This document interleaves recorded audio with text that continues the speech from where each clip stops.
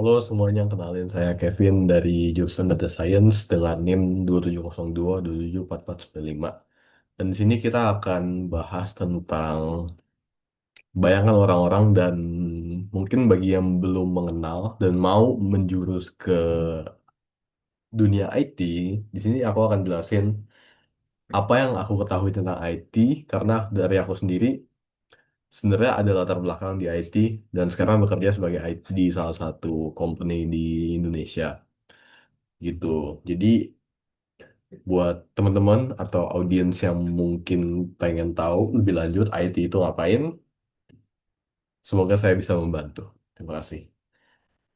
Di sini sebenarnya IT itu sangat luas ya. Bahkan ada stigma di mana orang ngira IT itu sekedar benerin printer atau benerin AC gitu. Tapi sebenarnya enggak. Dan kita mau ngelurusin itu, IT itu ngapain sih? Kemudian di sini apa aja yang akan kita bahas di sini? Sederhananya kita pengen memahami apa aja perannya IT di sini dan gimana prospek kerjanya, peluang karirnya, dan bagaimana IT ini mendukung di kehidupan kita sehari-hari. Nah, ke pertanyaan besarnya, sebenarnya apa sih itu IT? Sederhananya IT itu memanfaatkan komputer dan nggak sekedar komputer, termasuk ke data, ke jaringan, agar pekerjaan manusia sebenarnya bisa jadi lebih mudah ya gitu. Karena kan dunia IT dan kita menggunakan teknologi ya sehari-hari dan itu sebenarnya fondasinya adalah IT ini. Tuh. Kalau dilihat sebenarnya peluang dari IT masih cukup besar ya. Nih kalau ke level tertentu itu bisa 150 juta di tahun 2023. Which is 3 tahun 3 tahun lalu. Berarti sekarang 3 tahun lagi, of course bisa lebih tinggi dari ini. Cuma ini pastinya setelah Bapak Ibu sekalian mencapai level tertentu. Gitu. Nah, ini yang tadi nih. Orang mikir IT itu ngapain sih? Kayak benerin printer kah? Atau benerin AC? Atau pakai hoodie, terus ngehack, ada layarnya, hijau-hijau, ada coding-coding begitu. Ada angka-angka, ada rumus-rumus. Sebenarnya itu gak sepenuhnya salah. Cuma kalau misalnya sampai ke benerin printer, mungkin ada sedikit yang perlu diluruskan sih begitu. Nah, di sini aku pengen jelasin ibaratnya IT itu adalah sebuah kota. Jadi ada berbagai macam infrastruktur dan fasilitas yang ada di sebuah kota kan. Sama seperti IT. Di IT itu contohnya ada role software engineer yang bekerja sebagai arsitek. Dia membangun bangunannya gitu ibaratnya. Lalu misalnya ada polisi itu disebut sebagai cyber security yang bertindak untuk menjaga sistemnya dari aplikasi-aplikasi yang dibuat oleh arsitek tadi ini gitu. Pokoknya dia memastikan semua sistem berjalan dengan baik lah gitu. Nah, di sini ada role banyak banget. Kalau aku sendiri, oh mungkin kita kesini dulu. Tim itu ada banyak banget, role ada banyak sekali. Dan sebelum sebelum masuk ke dunia IT, alangkah baiknya kalau kita memilih fokus ke salah satu atau mungkin dua lah kedua dari berbagai banyak ya role ini. Karena IT itu luas banget, serius. IT itu luas banget dan rasanya cukup apa ya, butuh effort kalau misalnya kalian mau master semuanya di sini. Untuk sebagai latar belakangnya, aku di sini sebagai AI engineer dan mungkin nggak mungkin, nanti akan dijelaskan beberapa role yang ada di sini. Gitu. Singkat aja, di sini software engineer itu mungkin sebagai yang ngerancang strukturnya, arsiteknya tadi. Nah, developer ini mirip sama software engineer. Cuma developer itu kan ngebangun bangunannya. Sedangkan software engineer tuh kayak arsitek ya, dia ngebangun kayak desain sistemnya atau desain bangunannya begitu ibaratnya.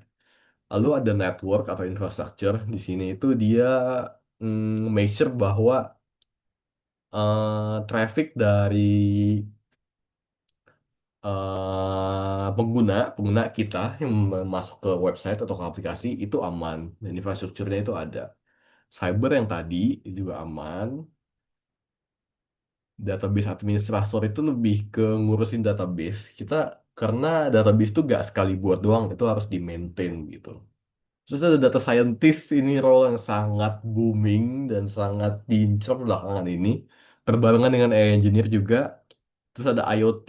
IoT itu lebih ke nge-coding dan ngeimplementasi ke alat-alat yang nyata. Contoh kayak remote AC gini.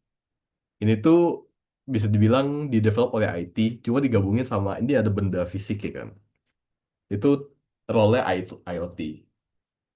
Itu. Langsung aja next. Ini ada developer. Sebenarnya developer itu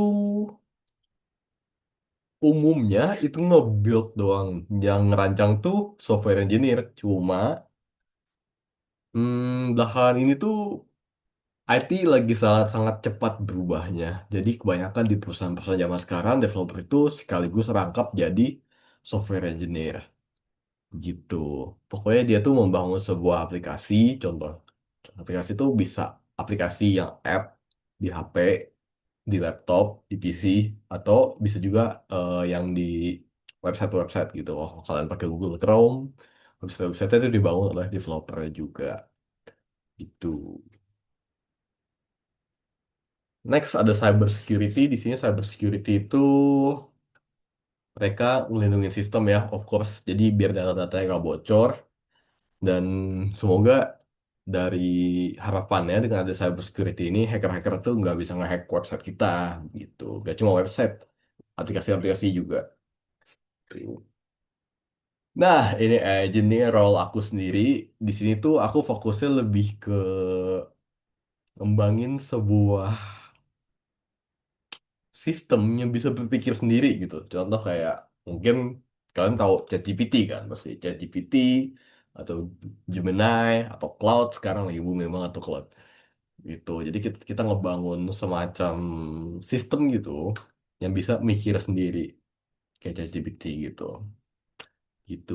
Ini sebenarnya luas banget di sini pun kayak engineer tuh bisa macam-macam, bisa LLM, bisa deep learning, bisa machine learning kalau kalian pernah dengar, bisa voice recognition itu juga. Jadi banyak sebenarnya.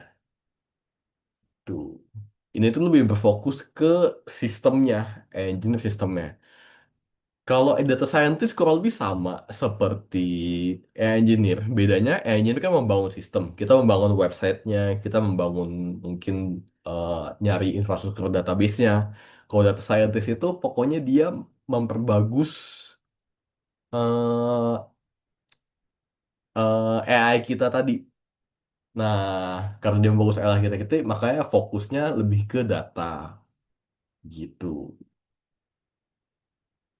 Jadi kesimpulannya sebenarnya IT itu masih sangat sangat relevan ya sebenarnya. Hampir semua industri butuh IT sekarang. Jadi ini sebenarnya bukan cuma soal teknis, coding-coding gitu, cuma juga menjadi solusi di solusi buat masa depan kita nanti. Tuh. Terima kasih atas perhatiannya, atas kesediaannya memperhatikan presentasi dari slide PPT ini. Saya Kevin, undur diri. Terima kasih.